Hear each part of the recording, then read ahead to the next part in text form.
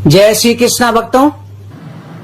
वट सावित्री का व्रत ज्येष्ठ मास में अमावस्या और पूर्णमासी तिथि को किया जाता है।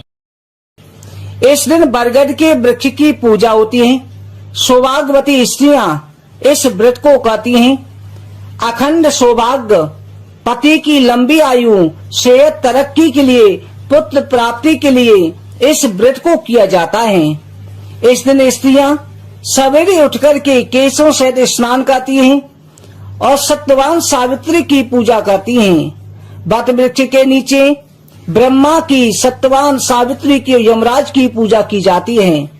इसमें जल, फूल, मोली, कच्चा सूट, भिगोया हुआ चना, धूप दीप से पूजा की जाती है। वट वृक्ष को सूट लपेटा जाता है और कच्चा सूट लपेट करके पूजा की जाती है। वट वृक्ष की 3 या 7 परिक्रमा बाद में की जाती है। फिर सुहागवती स्त्रियों की पूजा की जाती है। ब्राह्मण को वस्त्र, फल का दान किया जाता है। अगर वट वृक्ष ना हो तो वट वृक्ष की टहनी या वट वृक्ष की फोटो की भी पूजा कर सकती हैं। आप इसकी कथा अवश्य श्रवण करें। एक समय मगध देश में अश्वपति नाम का परम ज्ञानी राजा राज्य करता था। उनके कोई संतान नहीं थी। उन्होंने संतान प्राप्ति के लिए सावित्री देवी का विधि पूर्वक व्रत और पूजन किया।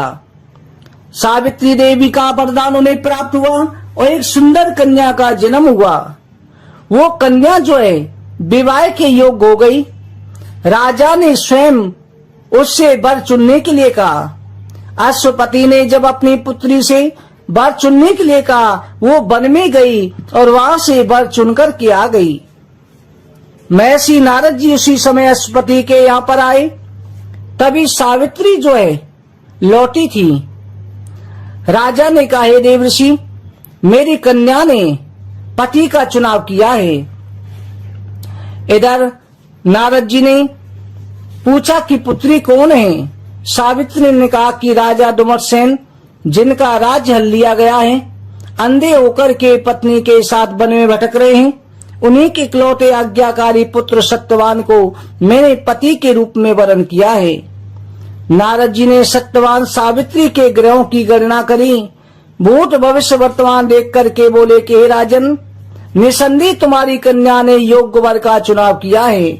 सावित्री, तुमने सत्यवान का जो गुणी है, धर्मात्मा है, योग्य है, उसका चुनाव किया है। पर एक भारी दोष है जो सभी गुणों पर भारी है। वो अल्पायु है। 1 वर्ष के बाद में जब सावित्री 12 वर्ष की होगी, उस समय पर उसकी मृत्यु हो जाएगी। नारद जी की ऐसी भविष्यवाणी सुनकर राजा ने पुत्री से कहा, पुत्री, कोई और वर चुन ले। सावित्री ने कहा, हे भगवान, हे पिताजी, आज कन्याएं जीवन में एक बार ही पति का चयन करती हैं। मैंने सत्यवान कोई पति मान लिया है। अब अल्पायु हो या दीर्घायु, मुझे कोई फर्क नहीं पड़ता।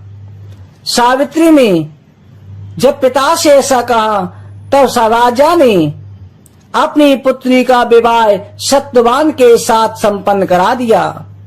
नारद जी से पति की मृत्यु का दिन जान करके सावित्री जो है सत्यवान के साथ वन में रहने लगी। अपने पति सास ससुर की सेवा करती। समय बीतता गया। सावित्री 12 वर्ष की हो गई। नारद जी के वचन उसको दिन प्रतिदिन परेशान करते रहे। आखिर का दिन आ ही गया। उससे 3 दिन पहले उसने व्रत रखना शुरू कर दिया। सत्यवान जो है पितरों की पूजा करके प्रतिदिन की भांति जब लकड़ियां के काटने के लिए चला, सास ससुर की आज्ञा लेकर सावित्री भी वन में चल दी। सत्यवान ने सावित्री को मीठे मीठे फल ला करके दिए। स्वयं एक वृक्ष पर चढ़ा। जब उसका सिर पीड़ा होने लगी, वट वृक्ष के नीचे उतर के आया। सावित्री जो है अपने पति का सिर अपनी गोद में रख करके उसे लिटा लिया। सावित्री का हृदय कांप रहा था, उसे पता था। उसी समय दक्षिण दिशा से यमराज को आते हुए देखा। यमराज जो है सत्यवान के प्राण खींच करके चल दिए।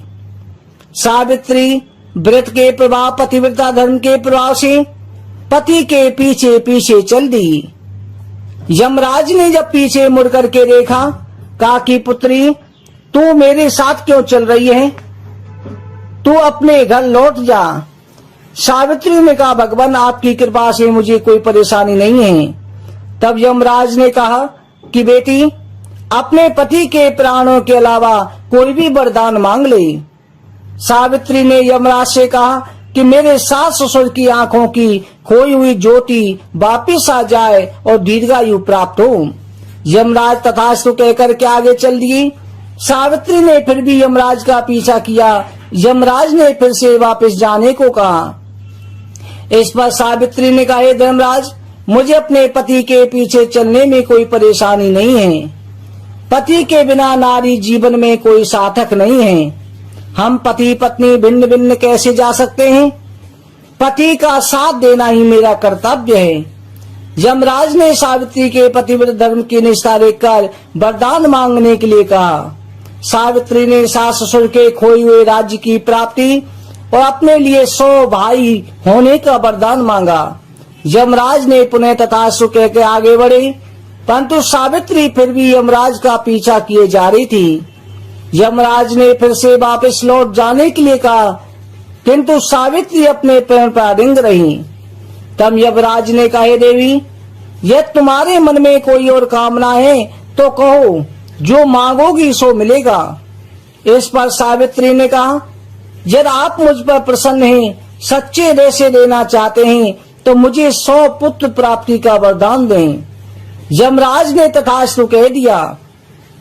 यमराज ने पीछे मुड़ करके देखा, सावित्री फिर भी आ रही है। कहा, पुत्री, आगे मत बढ़ो, तुम्हें मोह मांगा वरदान दे चुका हूँ। सावित्री ने कहा, हे धर्मराज, आपने मुझे 100 पुत्रों की माँ होने का वरदान दिया है। क्या मैं बिना पति के संतान को जन्म दे सकती हूँ? मुझे मेरा पति वापस मिलना ही चाहिए, तभी आपका वरदान पूरा होगा। सावित्री की धर्मनिष्ठा देख करके, पति भक्ति देखकर धर्मराज ने सत्यवान को मुक्त कर दिया। सावित्री को वरदान देकर यमराज अंतर्ध्यान हो गए। सावित्री उसी वटवृक्ष के नीचे पहुंची जहाँ सत्यवान का शरीर पड़ा था। सावित्री ने प्रणाम करके जैसे वटवृक्ष की परिक्रमा करी, सत्यवान पुनर्जीवित हो गया। दोनों हर्ष से युक्त हो गई। अपने पति को लेकर के सावित्री घर पहुंची, सास ससुर के पास गई, जिनकी नेत्र ज्योति वापस लौट आई थी। उनके मंत्री उन्हें खोजते हुए पहुंचे। धुमतसेन ने पुनः राज सिंहासन संभाल लिया। इधर महाराज अश्वसेन को 100 पुत्रों की प्राप्ति हुई। सावित्री के 100 पुत्र हुए और 100 भाइयों की बहन बनी। इस प्रकार सावित्री ने अपने पतिव्रता धर्म का पालन करते हुए पति और पिता के कुल का कल्याण कर दिया। सत्यवान सावित्री चिरकाल तक जीवित रहे। 10 दिशाओं में सावित्री के पतिव्रता धर्म की प्रशंसा होने लगी। आखिर में उन्हें पति लोक प्राप्त हुआ। इस तरह से वटवृक्ष की पूजा करें, सत्यवान सावित्री की कथा सुने। बोलो सत्यवान सावित्री की जय। यमराज भगवान की